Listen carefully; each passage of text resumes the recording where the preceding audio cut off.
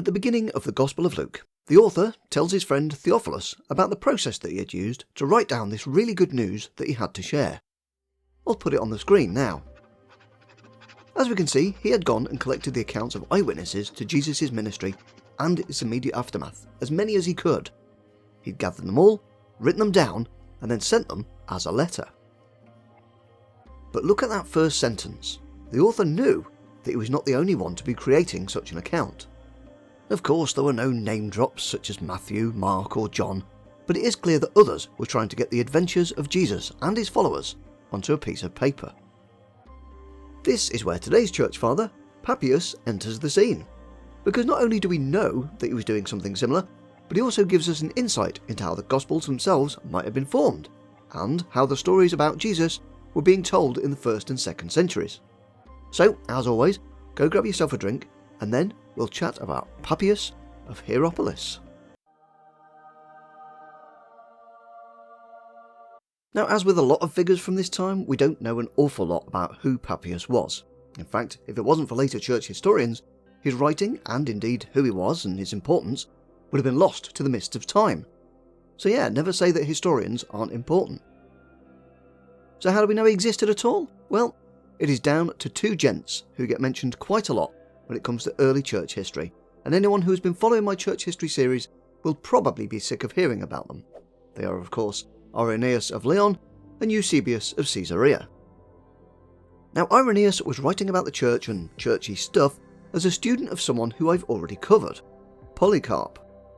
Polycarp was a student of the Apostle John, but he wasn't the only one, as in his writing Irenaeus mentions that Papius was a companion of his teacher, and was also a student of John's, so it's quite likely that the two men had actually met.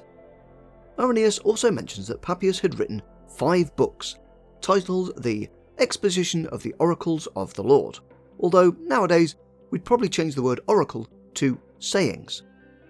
He must have thought they were pretty good, because he quoted them in his own works. Later on, Eusebius was chronicling the history of the church and added an extra bit of information about Papius. He was the bishop of Hierapolis at the same time as Polycarp was in charge of the church at Smyrna. And that is, well, pretty much all we have to go on about the man himself.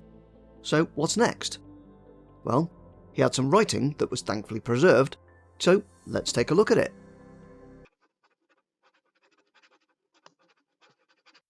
Unfortunately, we do not have all 5 of the books written by Papius. They are lost to time, and it is only thanks to Ignatius and Eusebius quoting large chunks of his material that we know anything about their contents. But the parts that are quoted are full of juicy details. One of the quotes is from the preface of his books, and like any good preface, it tells us what to expect and gives us half a decent guess at what was in these scribblings of his. And, just like Luke, he outlines how he went about gathering his information. We kick off with Papius saying that he interviewed travellers and visitors to his church, and he was asking what the disciples of Christ had taught those who came immediately after them. These tales and sayings he would weigh up to see if they lined up with what he knew from when he was being taught. Some of these travellers had, like himself, been taught by one of the 12 disciples, so he was especially keen to get stories and quotes that had been passed on by them. But it is that final line that is really interesting, especially to us reading them 2 centuries later. In his eyes, the information he collected from these witnesses was more valuable than records that had been written in books.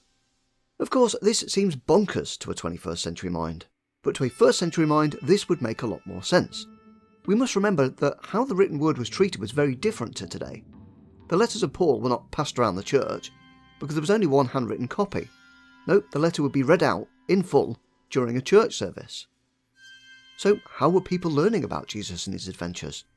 Well, the answer is through oral tradition. Stories, tales and sayings of Jesus that would be taught and memorised, to be passed on to the next generation. A modern version of this would be to say, I don't know, having to memorise your timetables in schools, or a Pledge of Allegiance, a silly song, or a national anthem. I mean, that's one reason why there is a long history of sermons in the church. The guy that could read would relay the information to those that could not. This returns us to Papius, who had taken it upon himself to gather as many of these sound bites of Jesus and jot them down so that they wouldn't get lost or forgotten upon the death of the storyteller. Remember, this was still the 1st century Rome we're dealing with, and Christians had a high chance of getting disappeared, or worse, by the emperor or local government. Harkening back to the beginning of Luke, this seems to have been a thought that was shared by many Christians at the time. Speaking of these other story collectors, Papius gives us a fascinating insight into his peers, because it seems he was aware, just like Luke, that others were doing the same thing as he was. Let's look at this chunk from Eusebius. So in this first bit here, we can see that he knew who Mark was and what he'd been up to. He notes that Mark was Peter's interpreter, and that he wasn't around when Jesus was preaching. Evidently he had converted at some point and followed someone who had. In his position of interpreter of an apostle, he took care to try and relay the information as accurately as humanly possible, and when it came to writing down what he'd heard Peter preach over the years, he kept this same mindset. Again, we see that Matthew had been nabbing stories much as the others had. But what's this in the second part? Well, it seems that Matthew had also been nicking sayings and tales from other works, including a story from the Gospel according to the Hebrews. Unfortunately, this Gospel joins Papius' work in being lost to the mists of time, but it must have been important because it gets quoted by other church fathers who we've yet to cover. Evidently, this was a Jewish Christian Gospel, which is a fascinating topic in itself, which I'm not going to go into here. Of course, if you would like to read more about that or check out all the full texts of Papius, I have of course popped all those links down into the description for you to find. Well, that's some pretty interesting stuff that we've gleaned from not many bits of 5 books, but we haven't covered all of it yet. So for this next part, we're going to cover some of those stories he had collected and delve into a bit of his theology.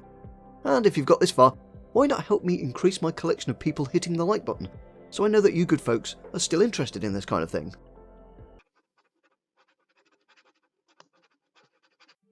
Papius has 3 interesting tales that we can read, preserved by other writers. One such writer, who mentions one of Papius' tales as a scribble in the margins of a commentary, was Apollinarius of Laodicea. In fact, he made 2 such scribbles in 2 different commentaries, which both included quotes from Papius' work concerning Judas Iscariot.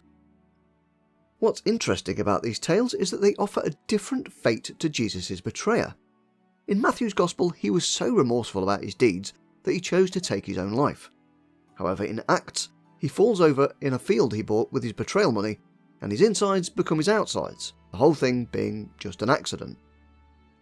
Papius' account, however, reads like something out of a horror movie, or a Roald Dahl book. In this account, Judas's betrayal causes him to become the object of God's wrath. He swells up like a balloon, becoming so big that he can't walk down a street properly, and doctors can't even examine him, even with all their instruments. He gets covered in oozing sores and is so miserable he decides to end his suffering by making his insides spill onto the land he owned.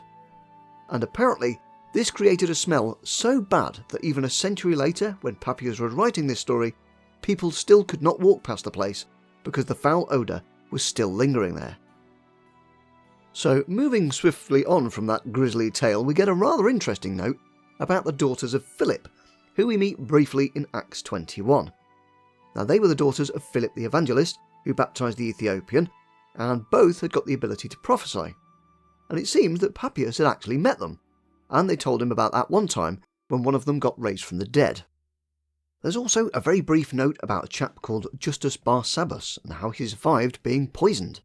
If that name rings a bell, it's because he was actually in the running to replace Judas Iscariot, but he lost to Matthias, a chap who I've covered before in a previous church history segment.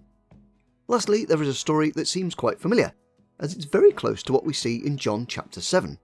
And this is the story of the woman found in adultery who is brought to Jesus, where he drops the zinger, "He who is without sin may cast the first stone." And according to Eusebius, Papius had included this tale in his writing. So we've looked at most of what we have left of Papius' work, but there is one last thing to cover, and that is some hints at his theological position. We only get these passages preserved because Eusebius disagreed with him. In fact, there are a lot of groups in this time period we only know about because someone was going on about how awful they are, and were quoting them to back up their points. And if you think YouTube comments can be a bit savage, well, you ain't seen nothing yet. Eusebius thought that Papius was, well, a bit dim. And to illustrate this, he shows us the receipts that say that Papius was a chiliast. Now, what the heck is that, I hear you say? Well, to answer that, we need to go to the book of Revelation, specifically chapter 20. You know, this bit, on the screen, now.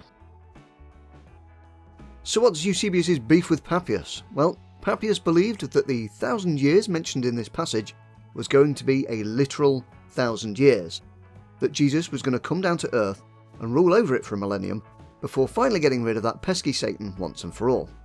Now, Eusebius did not think that this was going to be the case, and called him a small brain. Revelation 20's millennium is still very hotly debated today, and although it's tempting to state my thoughts on it to attract flame wars in the comments to drive up my engagement, this video is not about that. Well, that wraps up this tale of an apostolic father, and that is pretty much everything we know about Papius and his works.